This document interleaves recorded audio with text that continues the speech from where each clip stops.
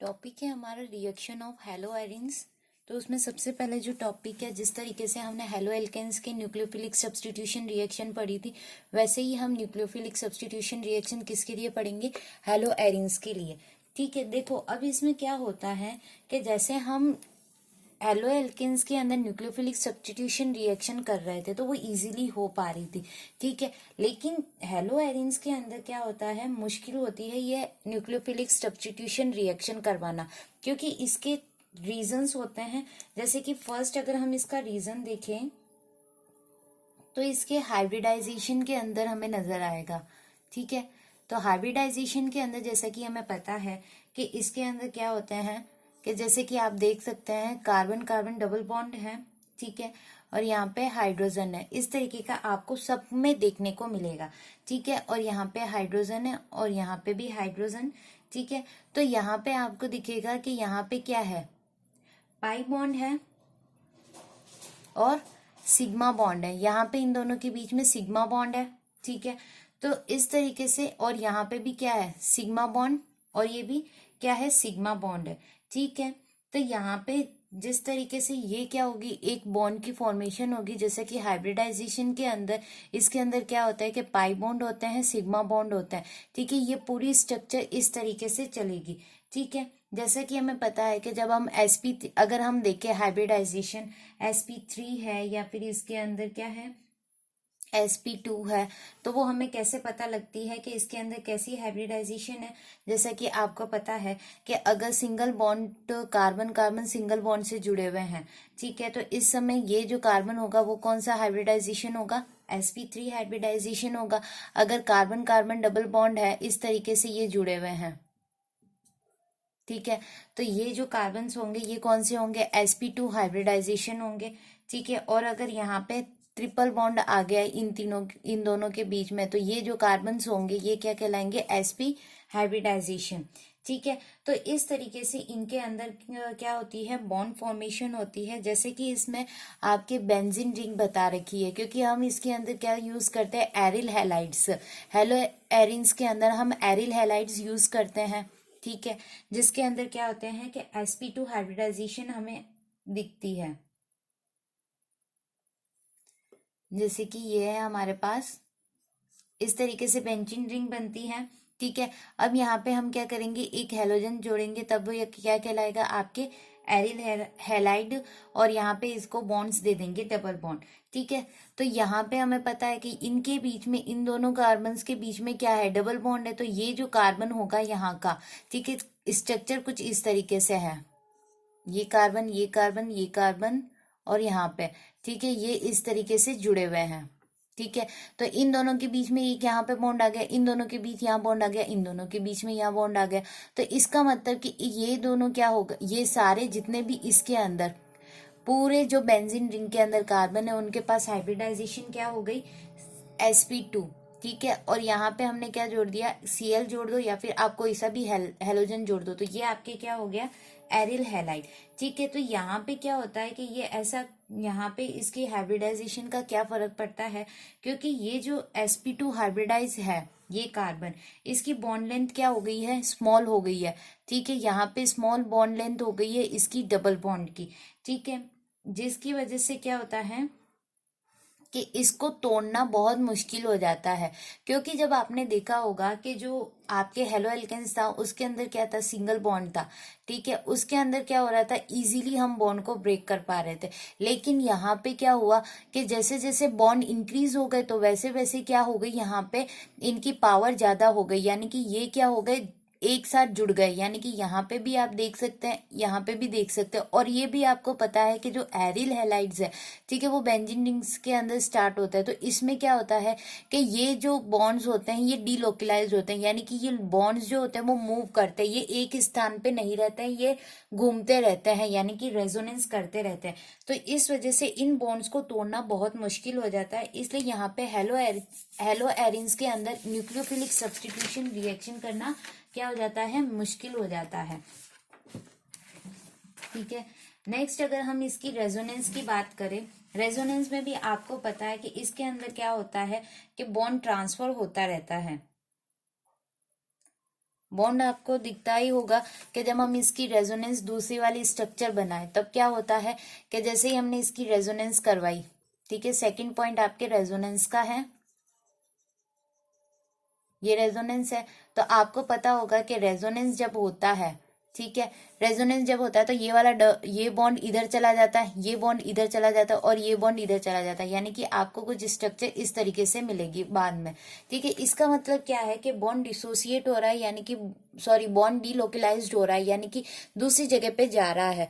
तो इस तरीके से इसमें रेजोनेंस का भी फर्क पड़ता है। अब वो चाहे तो यहाँ पे न्यूक्लियोफिलिक आकर अटैक कहाँ करेगा, अगर यहाँ पे अटैक करेगा तो डबल बॉन्ड आ गया, तो यहाँ पे ये इसको तोड़ना क्या हो जाएगा, मुश्किल हो जाएगा। तो इस तरीके से बहुत सारी प्रॉब्लम्स आती है इसके अंदर nucleophilic substitution reaction in hello arenes, क्योंकि हेलो एल्केन्स के अंदर तो क्या थे, सिंगल बॉन्ड था, तो वो इजीली उसके साथ वो क्या कर रहा था, अटैच हो पा रहा था। लेकिन यहाँ पे क्या आ गया, अब डबल बॉन्ड आ गया है, तो इसकी स्टेबिलिटी क्या हो गई, sp3 से ज्यादा हो गई।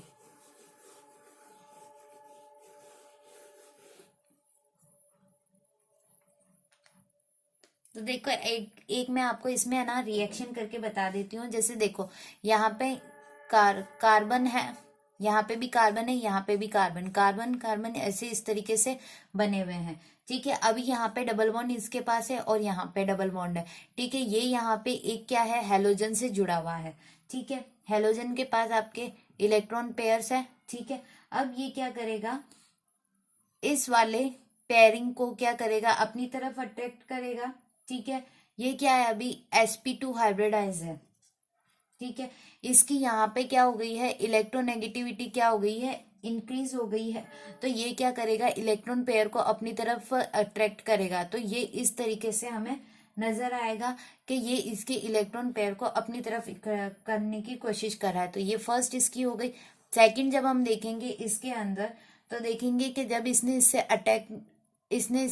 क्या कर लिया, इलेक्ट्रॉन ले लिया, ठीक है। तो ये इस तरीके से स्ट्रक्चर आएगी आपके सामने, यहाँ पे Cl जुड़ा हुआ है, ठीक है। तो इसने जब इससे बॉन्ड लिया तो यहाँ पे डबल बॉन्ड हो गया, ठीक है। डबल बॉन्ड यहाँ पे हो गया। तो अब आपको पता है कि यहाँ पे ऑलरेडी डबल बॉन्ड दे रखा था इसने, ठीक है। तो अब देखो इसके पास कितने हो गए, 1 2 3 4 5। तो ये क्या करेगा, इस बॉन्ड को आगे ट्रांसफर करने की कोशिश करेगा, ठीक है। यानी कि ये बॉन्ड अब ये कार्बन ले लेगा, यानी कि ये बॉन्ड अब क्या करेगा, कार्बन खींचेगा अपनी तरफ। तो इस तरीके से ये क्या होगी, पूरी साइकिल चलती रहेगी। क्या करता रहेगा कि ये अपने हर कार्बन को क्या करना चाहेगा, स्टेबल, यानी कि हर बॉन्ड को ये क्या करना चाहेगा, स्टेबल करना चाहेगा। तो इस वजह से यहाँ पे इसके पास पॉजिटिव चार्ज आ जाएंगे, क्योंकि एक इलेक्ट्रॉन पेयर इसका निकल गया है, ठीक है। तो इस तरीके से फिर ये क्या होगा कि ये डबल बॉन्ड यहाँ से टूटेगा, ठीक है। ये डबल बॉन्ड यहाँ पे आएगा, ठीक है। यहाँ पे इसके पास माइनस चार्ज आ जाएगा और ये आगे और भी क्या हो जाएगा, ये वाला बॉन्ड यहाँ पे आगे ट्रांसफर हो जाएगा और ये इस तरीके से बॉन्ड की साइकिल चलती रहेगी। मतलब ये बॉन्ड ट्रांसफर होता रहेगा। इसका मीन्स क्या है कि यहाँ पे सारे सब पे ही हमें क्या दिखने को मिल जाएगा, डबल बॉन्ड, क्योंकि यहाँ पे रेजोनेंस चल रहा है, ठीक है। तो अब इसके अंदर एक और आता है, जैसे फिनाइल कैटाइन जो होते हैं वो अनस्टेबल होते हैं। फिनाइल केटाइन क्या है, अनस्टेबल है। तो रिएक्शन कैसे होगी, ठीक है। जैसा कि हम देखते हैं कि फिनाइल केटाइन, जैसे ये हमारे पास है, यहाँ पे Cl जुड़ा हुआ है, ये पूरी रिंग है, और ये C6H5Cl, ठीक है। तो जब हमने इसकी रिएक्शन करवाई, ठीक है, तो क्या हो गया कि यहाँ से क्या हो गया, क्लोरीन बाहर निकल गया और आपके पास जो आएगा वो रहेगा C6H5, ठीक है। यहाँ पे क्या आ जाएगा, प्लस चार्ज आ जाएगा। क्यों आ जाएगा, क्योंकि इससे क्या हुआ, क्या हुआ कि इलेक्ट्रॉन्स पेयर्स बाहर निकल गए और ये फिनाइल केटाइन आ गया, ठीक है। अब देखो ये जब फिनाइल केटाइन जब बना, ठीक है, तो इसमें क्या हो गई, अनस्टेबिलिटी आ गई, क्योंकि यहाँ पे क्या आ गया, इसके पास पॉजिटिव चार्ज आ गया, ठीक है। अगर हम इसको देखें, ये आपके फिनाइल केटाइन है, ठीक है। इसमें से जैसे ही क्लोरीन को बाहर निकाला तो क्लोरीन ने क्या किया, एक और इलेक्ट्रॉन पेयर को बाहर लेके निकल गया। इस वजह से यहाँ पे क्या हो गया, C6H5 हो गए। ठीक है, जैसे आपके सपोज करो बेंजीन रिंग है। ठीक है, बेंजीन रिंग पे क्या हो गया, अगर इसको बेंजीन रिंग को इसने क्या किया, बाहर निकाल दिया, तो यहाँ पे क्या हो गया, एक बाहर निकल गया पेयर। ठीक है, एक पेयर बाहर निकलने से क्या हो गया, इस पे पॉजिटिव चार्ज आ गया और ये आपके क्या बन गया, फिनाइल। ठीक है, यानी कि ये क्या बन रहा है, फिनाइल केटाइन बन रहा है, जो कि क्या होते हैं, अनस्टेबल होते हैं। ठीक है, यानी कि ये रिएक्शंस के अंदर पार्ट नहीं ले सकते क्योंकि ये खुद ही अनस्टेबल है।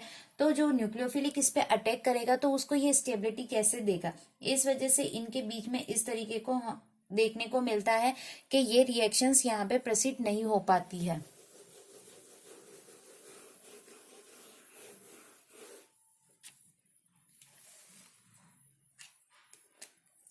अब इसमें देखो, जैसे कि अगर हम SN1 रिएक्शन करवाना चाहें, ठीक है, SN1 हमें पता है क्या होता है कि यहाँ पे क्या आता है, एक प्रोटोइक सॉल्वेंट आता है।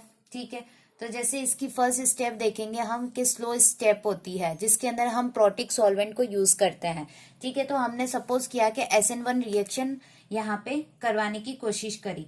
ठीक है, तो क्या होगा कि यहाँ पे जो कार्बन है वो क्या हो जाएगा, केटाइन की फॉर्मेशन के अंदर हो जाएगा, क्योंकि ये जो हेलोजन है ये क्या कर रहा है, इलेक्ट्रॉन को पैर को लेके बाहर निकल रहा है। ठीक है, जब ये बाहर निकल जाएगा तो क्या हो जाएगा, ये अनस्टेबल हो जाएगा।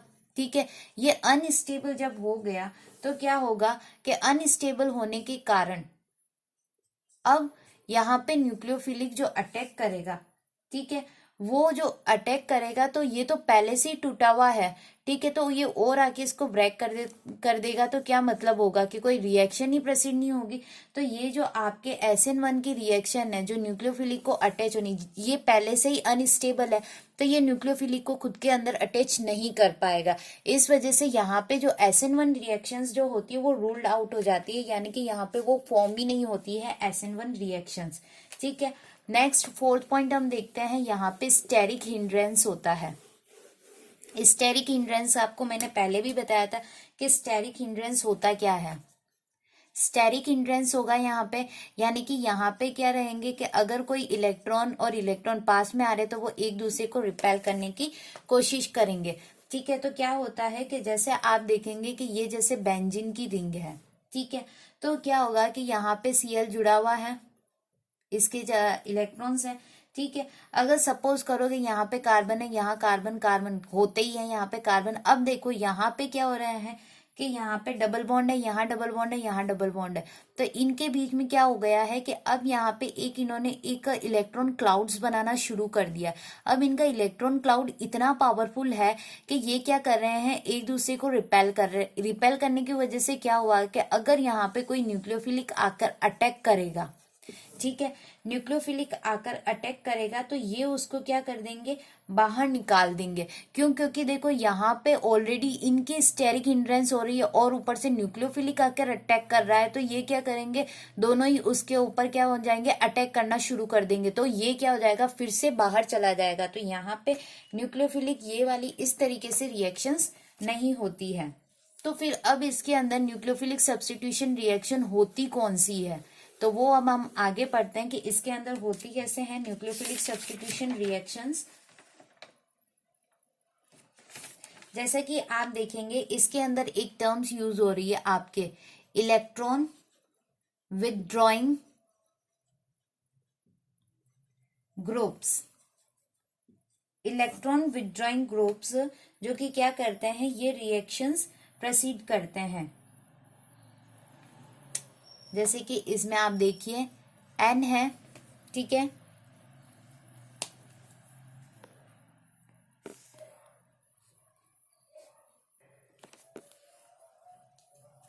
ये अपने पास यहाँ पे N है, ठीक है, और ये डबल बॉन्ड O से जुड़ा हुआ और यहाँ पे ये O से जुड़ा हुआ है। ठीक है, इनको बैलेंस कर लेते हैं, इलेक्ट्रॉन्स इनके पास इस तरीके से है।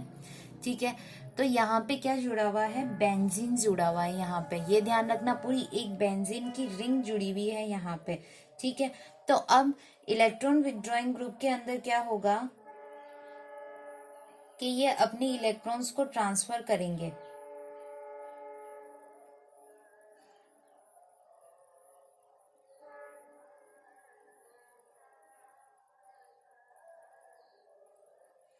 बताती हूँ मैं आपको कि ये कैसे ट्रांसफर करेंगे।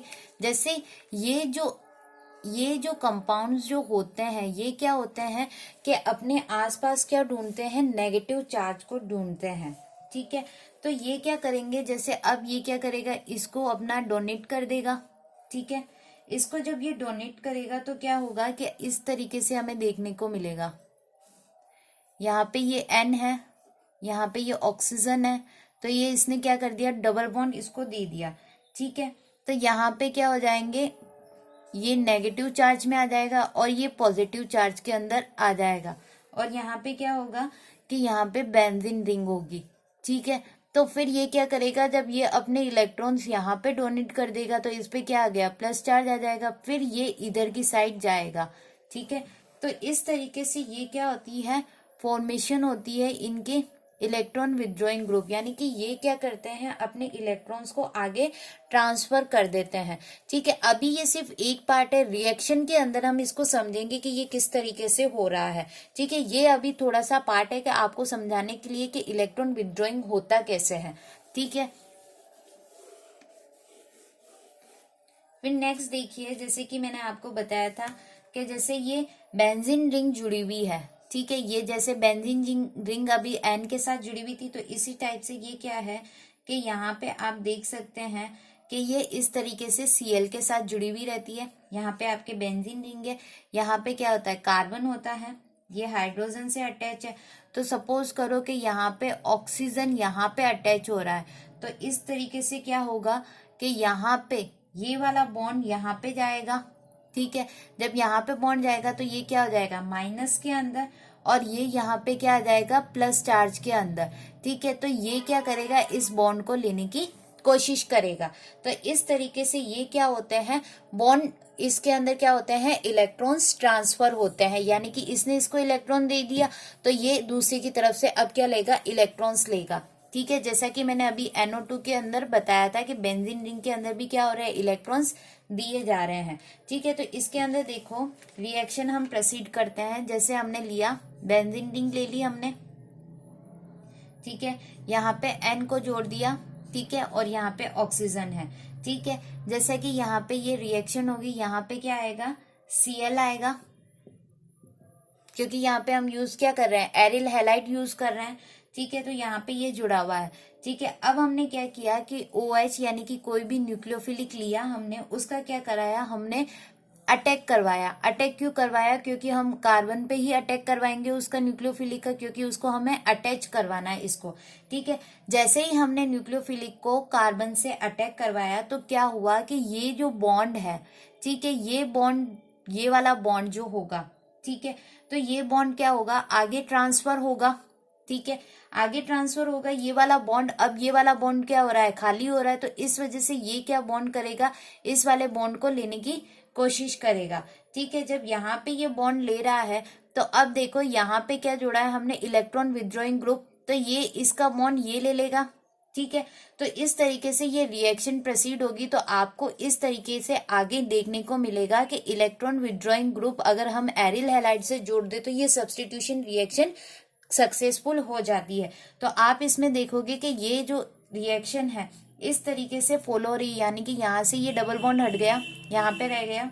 ठीक है, यहाँ पे N आ गया और यहाँ पे ऑक्सीजन पे माइनस चार्ज आ गया। ठीक है, और यहाँ पे आपके क्या आ गया, पॉजिटिव चार्ज आ गया, क्योंकि ये आगे इधर की साइड ट्रांसफर हुआ। अभी ये ऊपर की साइड नहीं गया है। अभी देखो ये सिर्फ इधर ट्रांसफर हुए हैं, यहाँ पे ट्रांसफर होने की वजह से क्या हुआ कि ये वाला क्या आ गया, डबल बॉन्ड के अंदर आ गया। क्यों आ गया ये डबल बॉन्ड के अंदर, अभी बताती हूँ। जैसे इसने इसको बॉन्ड को ट्रांसफर कर दिया तो इसके पास ये नेगेटिव चार्ज आ गया। ठीक है, यहाँ पे जब इसके पास नेगेटिव चार्ज आ गया तो आपने जब देखा होगा कि ये जो डबल बॉन्ड था ये इसके पास आएगा। ठीक है, जब ये इसके पास आ गया तो इसने इसके पास ट्रांसफर कर दिया।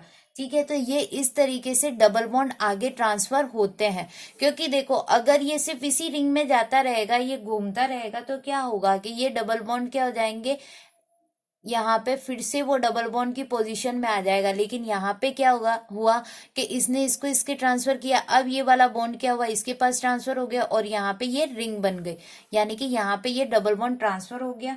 और यहाँ पे अब आपको देखने को मिलेगा कि जो OH ग्रुप है, वो यहाँ पे आके क्या हो गया, जुड़ गया। ठीक है, क्योंकि न्यूक्लियोफिलिक सब्स्टिट्यूशन रिएक्शन हुई है तो न्यूक्लियोफिलिक तो आगे अटैच होगा ही।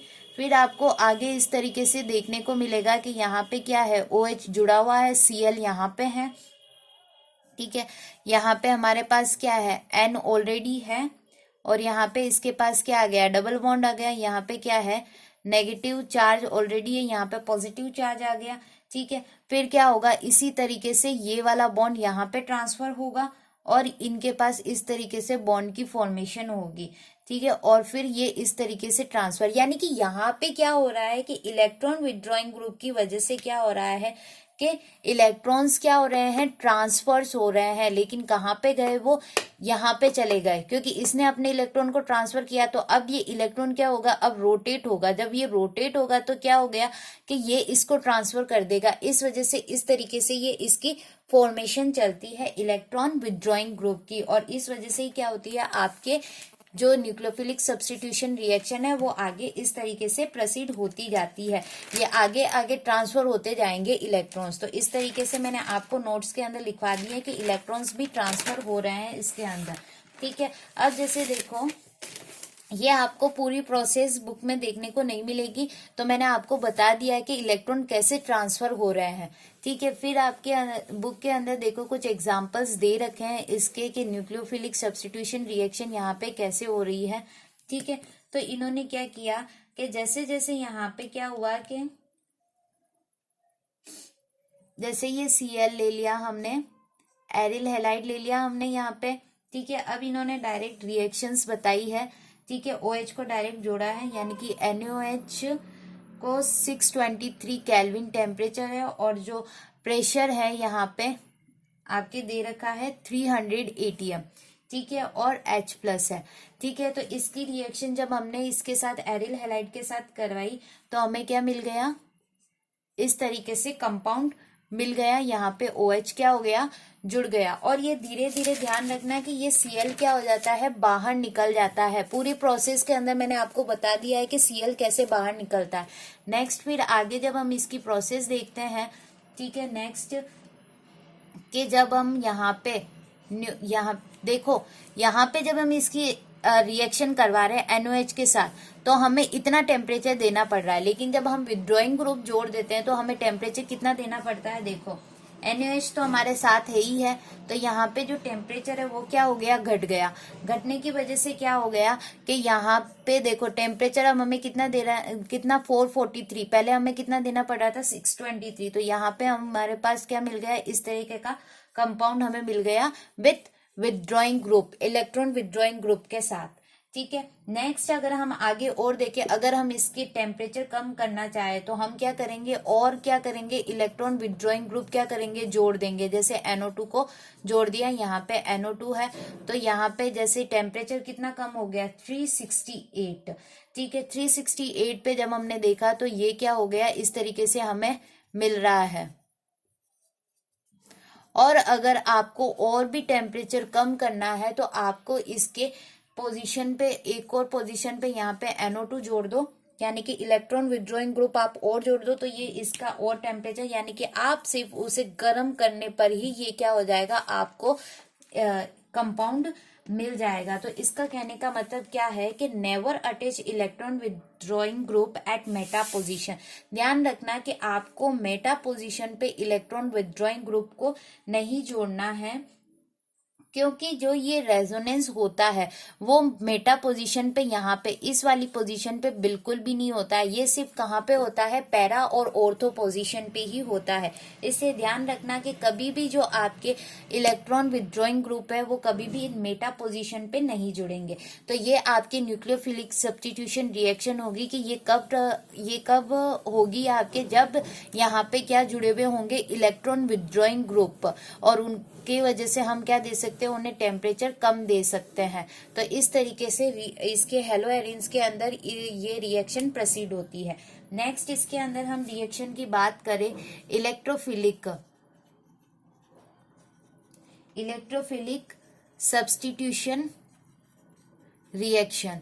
इलेक्ट्रोफिलिक सब्स्टिट्यूशन रिएक्शन की बात करें तो इसके अंदर क्या है कि जैसे कि आई इफेक्टिव यानी कि इंडक्टिव इफेक्टिव इसके अंदर चलता है, ठीक है। यानी कि इंडक्टिव इफेक्ट आप कह सकते हैं कि ये जो इंडक्टिव इफेक्ट होता है ये किनके बीच में होता है, हैलोजेंस का बीच में होता है। यानी कि halogens are destabilize in nature for the ring deactivation resonance capacity increase. तो यहाँ पे क्या हो जाती है, रेजोनेंस कैपेसिटी क्या हो जाती है, डिक्रीज हो जाती है इनकी। जैसे मैं आपको बता देती हूँ कि इंडक्टिव इफेक्ट कैसे आपको देखने को मिलेगा। जैसे कि इंडक्टिव इफेक्ट वही है जो आपके प्लस और माइनस के बीच में रहता है, पार्शियली इनके बीच में जो रहता है, ठीक है। जैसा कि आपने देखा कि यहाँ पे क्या है, इस तरीके से बेंजीन रिंग है, ठीक है। तो यहाँ पे हमने क्या कर दिया, एक हैलोजन जोड़ दिया, ठीक है। इस तरीके से अब आपको पता है कि ये क्या होगा, कि ये क्या कर रहा है, इसको इलेक्ट्रॉन्स को ले रहा है। तो इसका मीन्स क्या है, इसके ऊपर क्या आ जाएगा, पार्शियली नेगेटिव चार्ज, और इसके ऊपर क्या आ जाएगा, पार्शियली पॉजिटिव चार्ज, ठीक है। तो जब ये इसके ऊपर इस तरीके से आ जाएगा तो क्या होगा कि यहाँ पे जो रेजोनेंस होना शुरू होगा इनके बीच में, तो आपको इस तरीके से देखने को मिलेगा। यानी कि यहाँ पे जो चार्जेस है, ठीक है, यहाँ पे नेगेटिव है और यहाँ पे पॉजिटिव है, तो यहाँ पे क्या होगा कि इलेक्ट्रॉन्स ट्रांसफर होंगे। अब देखो यहाँ पे ये क्या करता है, इससे खींचने की कोशिश तो करता है, लेकिन ये क्या होता है, खींच नहीं पाता है, ठीक है। तो खींच नहीं पाता है, तो इस वजह से क्या होता है कि ये जो चार्ज है ये यहीं पे ये क्या करता है कि ये खींच लेता है, ठीक है।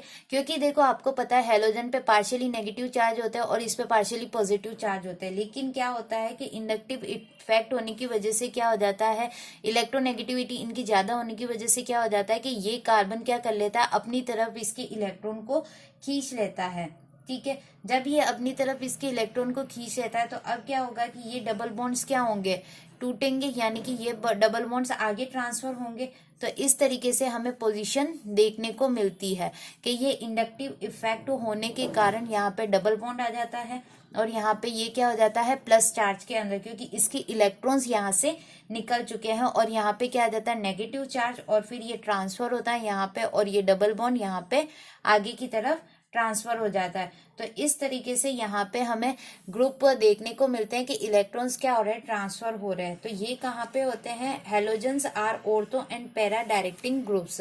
ये आपको यहाँ पे ही देखने को मिलेंगे कि ऑर्थो और पैरा पोजीशन पे ही ट्रांसफर होते हैं, क्योंकि मेटा पोजीशन पे तो ये जो बॉन्ड्स होते हैं वो ट्रांसफर हो ही नहीं पाते हैं, ठीक है।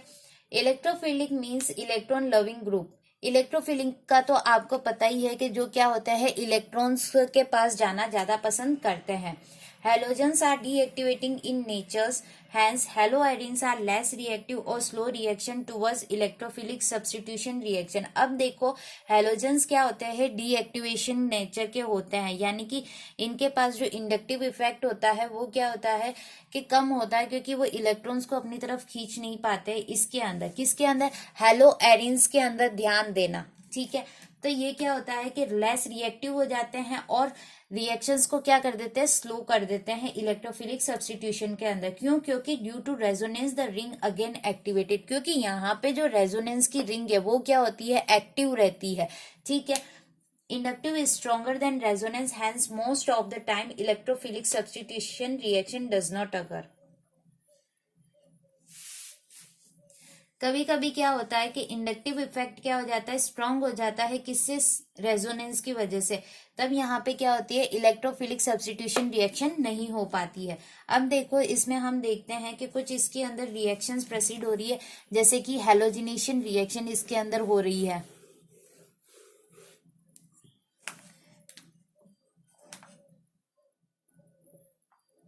हैलोजिनेशन रिएक्शन देखेंगे इसके अंदर हम सबसे पहले। तो जैसे कि हमने यहाँ पे बेंजीन रिंग ले ली, यानी कि एरिल हैलाइड ले लिया, यहाँ पे Cl2 के साथ इसके रिएक्शन करवाई, जब हमने एनहाइड्रस ले लिया क्या, FeCl3। तो आपको इस तरीके का यहाँ पे देखने को मिलेगा कंपाउंड, यहाँ पे डबल बॉन्ड, यहाँ पे डबल बॉन्ड, यहाँ पे Cl और यहाँ पे Cl, प्लस एक और कंपाउंड आपको देखने को मिलेगा, यहाँ पे Cl और यहाँ पे Cl। अब देख लो कि आपको यहाँ पे सबसे स्टेबल कौन देखने को मिलेगा, ये मेजर मिलेगा और ये माइनर मिलेगा। क्यों? क्योंकि देख लो यहाँ पे क्या हो रहा है, स्टेरिक हिंड्रेंस हो रहा है, ये दोनों पास पास में बहुत ज्यादा है और वो दोनों दूर है। तो इस तरीके से ये इसमें सब में रीजन क्या आएगा, ड्यू टू स्टेरिक हिंड्रेंस। ये स्टेरिक हिंड्रेंस की वजह से ये मेजर और माइनर प्रोडक्ट होते हैं। नेक्स्ट अगर हम नाइट्रेशन की बात करें, नाइट्रेशन के अंदर भी देखो आपके पास यहाँ पे क्या है, एरिल हैलाइड है, ठीक है। ये एरिल हैलाइड रिएक्ट कर रहा है HNO3 के साथ विथ कंसंट्रेटेड H2SO4, ठीक है। तो आपको जो कंपाउंड मिलेगा इस तरीके से, दो इसमें भी कंपाउंड मिलेंगे, यहाँ पे Cl और यहाँ पे NO2 प्लस यहाँ पे आपको देखने को एक और कंपाउंड मिलेगा, यहाँ पे Cl और यहाँ पे NO2। तो यहाँ पे भी ये क्या होगा, प्रोडक्ट मेजर होगा, क्योंकि यहाँ पे क्या हो रहा है, स्टेरिक हिंड्रेंस हो रहा है। नेक्स्ट अगर हम बात करें सल्फोनेशन की रिएक्शन की, सल्फोनेशन रिएक्शन भी इसके अंदर कैसे प्रोसीड होती है, इसके अंदर भी हमने एरिल हैलाइड ले लिया, ठीक है। एरिल हैलाइड लिया हमने, तो इसमें क्या होगा, कंसंट्रेटेड H2SO4 लिया हमने इसके अंदर विथ टेम्परेचर। तो हमारे पास जो प्रोडक्ट बनेगा वो इस तरीके से बनेगा, Cl यहाँ पे SO3H और प्लस एक और प्रोडक्ट मिलेगा जो यहाँ पे रहेगा SO3H और यहाँ पे Cl रहेगा। तो इसमें मेजर प्रोडक्ट ये रहेगा आपके और ये माइनर प्रोडक्ट रहेगा। तो इस तरीके से ये रिएक्शंस आपके चलती रहेगी। और लास्ट जो टॉपिक है आपके रिएक्शन विथ मेटल्स, तो मैं आपको उसमें सिंपली समझा देती हूँ कि रिएक्शंस विथ मेटल्स के अंदर क्या होगा कि जो इसके अंदर दो रिएक्शन इंपॉर्टेंट रहती है, फिटिंग रिएक्शन और वुड्स फिटिंग रिएक्शन। तो फिटिंग रिएक्शन में क्या होता है कि जो एरिल हैलाइड होता है आपके फिटिंग रिएक्शन में, तो जो एरिल हैलाइड होता है वो क्या करता है, सोडियम के साथ रिएक्ट करके ड्राई ईथर के अंदर क्या करता है, हमें डाइफिनाइल देता है। तो इस तरीके से आपके ये डाइफिनाइल बनते हैं, ठीक है। ये आपको दिखाई देंगे इस तरीके से बनते हुए डाइफिनाइल, प्लस सोडियम बाहर निकल जाता है किसके साथ, हैलोजन के साथ। नेक्स्ट वुड्स रिएक्शन की बात करें तो वुड्स रिएक्शन के अंदर भी हम क्या ले रहे हैं, aryl halide plus Na plus RX। इसके अंदर देखो कि दो है यहाँ पे एक तो ये किसकी प्रेजेंस में हो रहा है, एल्केलाइल हैलाइड और एरिल हैलाइड के अंदर, ठीक है। तो यहाँ पे क्या होगा, ड्राई ईथर की प्रेजेंस के अंदर ये आपको इस तरीके का कंपाउंड मिल जाएगा और यहाँ पे ये R और ये NX के थ्रू बाहर निकल जाएगा, यानी कि सोडियम और हैलोजन यहाँ पे बाहर निकल जाएंगे। तो ये आपके कंप्लीट चैप्टर हो गया, hello alkenes and hello arenes.